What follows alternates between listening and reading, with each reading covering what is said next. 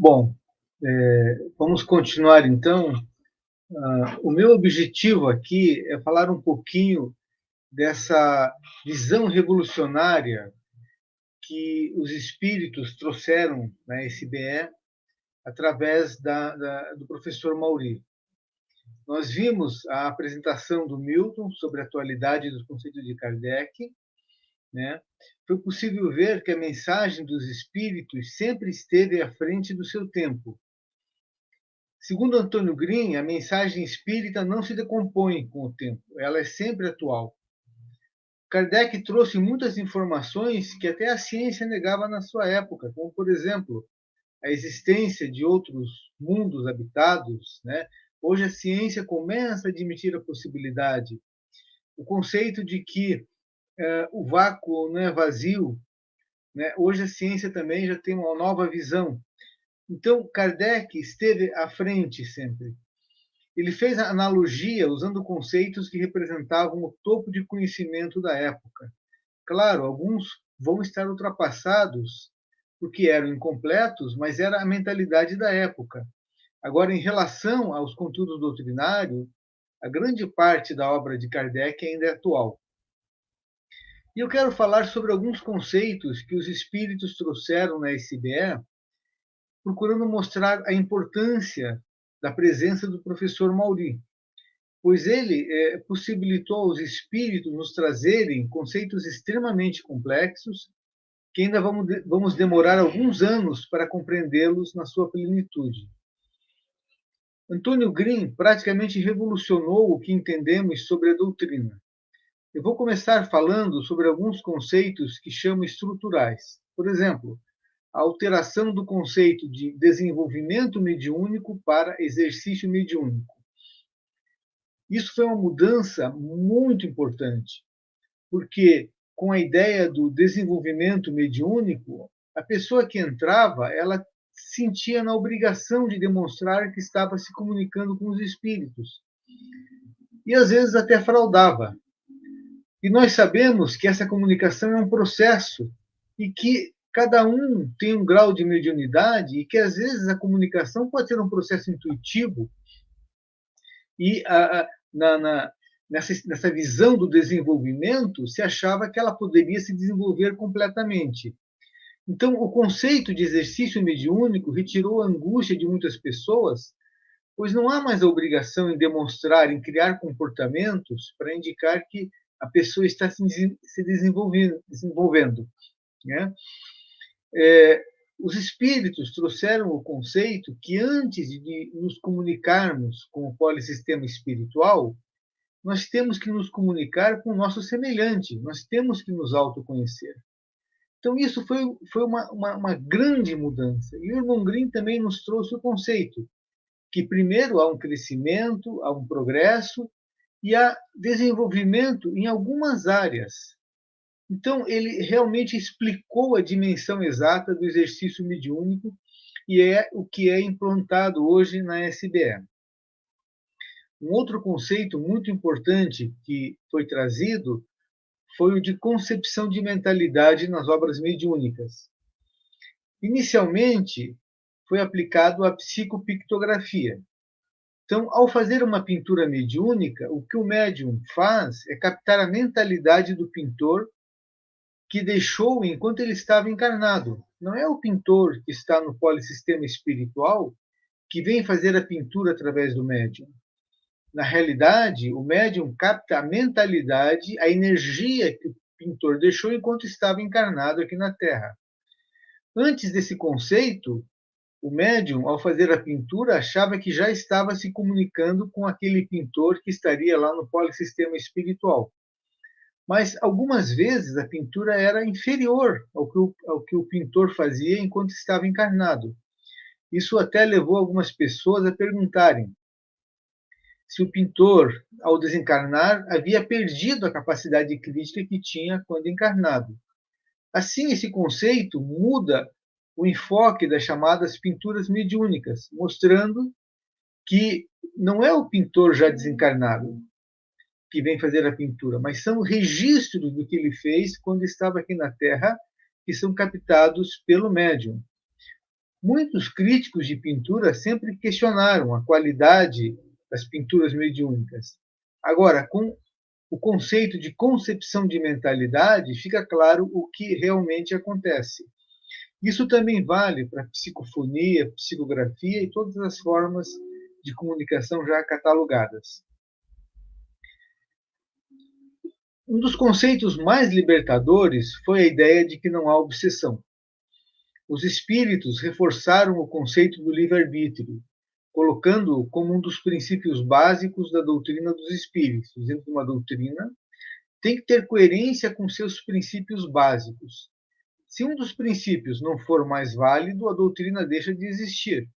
Assim, o livre-arbítrio é essencial para a coerência da doutrina e, com isso, nós podemos afirmar que não há obsessão.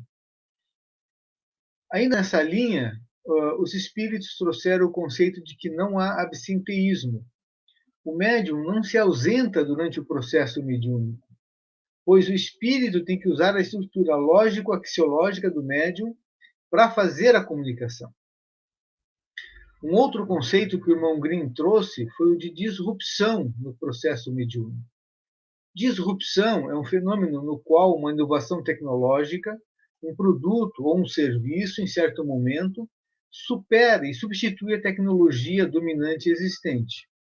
São tecnologias e produtos que aparecem nas margens, nas bordas do conhecimento tecnológico e devagar vão superando as tecnologias existentes, se tornando dominantes.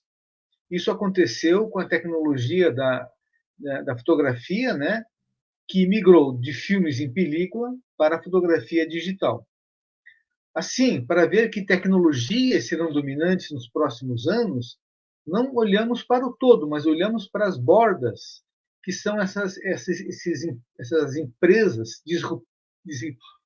ou tecnologias disruptivas, né, que estão tomando assento.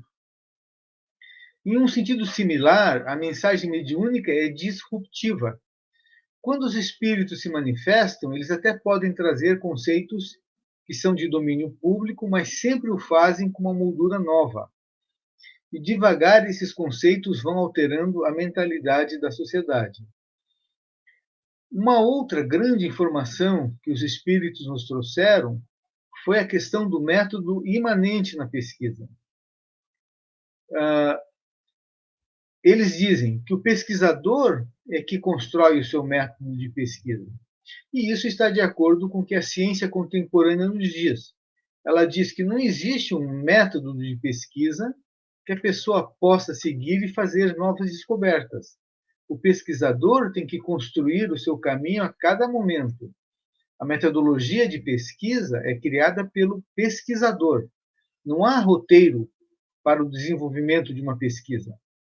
A própria ciência contemporânea admite que não há um único método para a pesquisa. Esse método é construído pelo pesquisador. E cada pessoa vai criar o seu próprio método. Então, esse conceito do método imanente na pesquisa é uma grande renovação, né, para a ciência. O irmão Grimm também trouxe as bases da teoria do conhecimento espírita. Né? Precisamos desenvolvê-la e aplicá-la nos próximos anos. E também trouxe um conceito muito importante, que Deus é imanente. Deus não está longe de nós, ele está dentro de nós, ele é imanente. Então, são apenas alguns conceitos, né, que eu trouxe aqui para ilustrar. Mas toda a mensagem, a grande parte da mensagem dos espíritos, em grande parte, é possível identificar conceitos lógicos e matemáticos. Por exemplo, o irmão Leocádio trouxe uma frase: pequenas mudanças trazem grandes alterações ou grandes transformações. Nesta frase está incluído o conceito matemático da teoria do caos. A teoria do caos afirma que sistemas não lineares podem ter comportamentos caóticos. E uma característica de sistemas caóticos é que pequenas mudanças nas suas variáveis podem trazer grandes alterações num prazo mais longo. Um exemplo de um sistema caótico é o clima. A grande dificuldade dos especialistas é fazer previsões climáticas a longo prazo, pois pequenas alterações resultam em mudanças muito grandes. Existem livros de autoajuda que dizem: para você ser feliz, é necessário romper com o passado. Você não é feliz, não foi feliz até hoje? Então rompa com o passado. Parece ser bonito, ser fácil. Aí a pessoa vai aplicar, ela pergunta: como é que eu faço esse rompimento? Deixo de ser eu mesmo? Mudo meu nome? Deixo de falar com meus amigos, familiares? Deixo meu emprego? São coisas que não vão levar à felicidade, não vão levar a alterações que a pessoa busca. O irmão Leocádio trouxe uma metáfora que é lógica e aplicável. Faça pequenas alterações no seu comportamento, no seu hábito, e isso vai resultar em grandes modificações para o futuro. Então, há uma base matemática muito grande nesse conceito. Também, o irmão Green nos trouxe o conceito de campo elétrico, momento magnético e ordem. Nesta frase, Antônio Green resumiu um modelo de como pode ser feita a interação do perispírito com as partículas subatômicas que compõem o corpo físico. Um outro conceito é a visão em paralaxe. E neste conceito está incluído aquilo que os epistemólogos da ciência contemporânea têm dito, que a observação é carregada de teoria. Cada pessoa enxerga em função do seu background, da sua base cultural, da sua estrutura de conhecimento. Por isso, a importância de trabalhos em grupos transdisciplinares e também a importância de buscarmos mudar o nosso ponto de vista.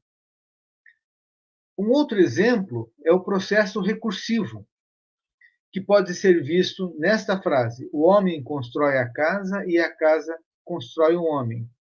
Então, o irmão Green disse que o homem, ao alterar a sua casa, ao colocar um vaso, uma cadeira, isso também o altera, né? Quando nós construímos um jardim, plantamos uma árvore, a natureza também nos altera. Então, há um processo recursivo, há uma interação bilateral. Nós construímos algo, damos forma a algo e esse algo também nos dá uma outra forma. E assim vamos evoluindo. E isso está dentro dos 3 princípios da teoria da complexidade de Edgar Morin, que são os princípios dialógico, recursivo e hologramático. Aliás, toda a obra dos espíritos é ligada a uma visão de complexidade. Tem um dos cadernos do irmão Green, que é o caderno de 2002, onde ele conseguiu trazer toda a visão da complexidade e da hipercomplexidade. Ele trouxe conceitos inovadores e nós vamos ter que, futuramente, estudar com mais profundidade esse caderno. Também um outro conceito de lógica que o irmão Green nos trouxe é o da retrodução. Em lógica, os conceitos mais comuns, os tipos mais comuns de raciocínio são indução e dedução.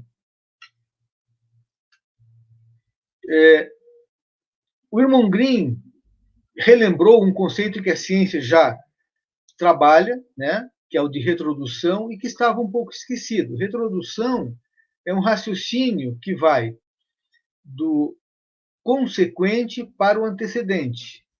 Então, o objetivo é alcançar uma explicação para um determinado acontecimento. Só que o irmão Green também ele ampliou esse conceito.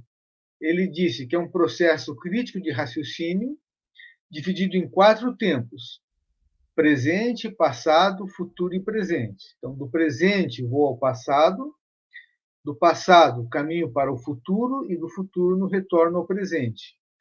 Ele afirma que retrodução é um movimento consequente e sequente que vai ao antecedente e alcança o futuro. E ele amplia mais, ele diz: quem sabe a retrodução seja um dos núcleos da complexidade. E ele fala que a retrodução representa a dinâmica do campo mediúnico. Segundo ele, não há manifestação de espíritos sem a retrodução. Ele diz: o campo mediúnico está dentro do processo da retrodução. Toda a linha de produção mediúnica, ela é de retrodução. Toda a mensagem espiritista tem um movimento consequente, sequente, alcançando o antecedente, numa visão crítica de construção do futuro. E ele ampliou um pouco mais. Ele diz: nós só conseguimos implementar algo se nós fizermos a aplicação desse movimento de retrodução. Do presente, vou ao passado, avalio os fatos iniciais, faço uma projeção para o futuro e retorno ao presente para implementar. E até ele explicou porque existem aquelas pessoas que às vezes não conseguem realizar nada. Ele diz o seguinte: tem pessoas que só vivem no antecedente, só no passado. Elas ficam congeladas com o que aconteceu e elas não conseguem sair daquilo ali. Há outras pessoas que vivem só numa dimensão de futuro. Elas fazem projetos, planos, mas nunca os materializam no presente. Ou então, tem pessoas que ficam apenas no presente. E ele diz que, de modo geral, são materialistas, que ficam numa preocupação só de usufruir do material. Ele diz que nós temos que trabalhar os 4 tempos quando nós queremos implementar qualquer coisa. Então, vejam, o que eu trouxe aos irmãos é uma pequena parte de conteúdo trazido pelos espíritos. Ainda nas próximas palestras, os irmãos vão ver outros conceitos que serão trazidos, né? E todo esse manancial foi trazido graças ao professor Mauri. O irmão Grimm sempre nos disse que ele não teria condições de trazer nenhum desses conteúdos através de um outro método.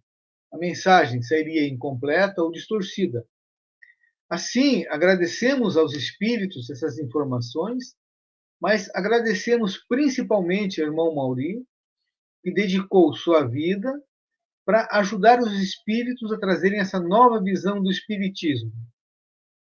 E que, se Deus quiser, a SBE continuará com essa grande missão de divulgar e permitir novos estudos em relação a esses conteúdos. Então, agradeço aos irmãos e agora faremos um pequeno intervalo.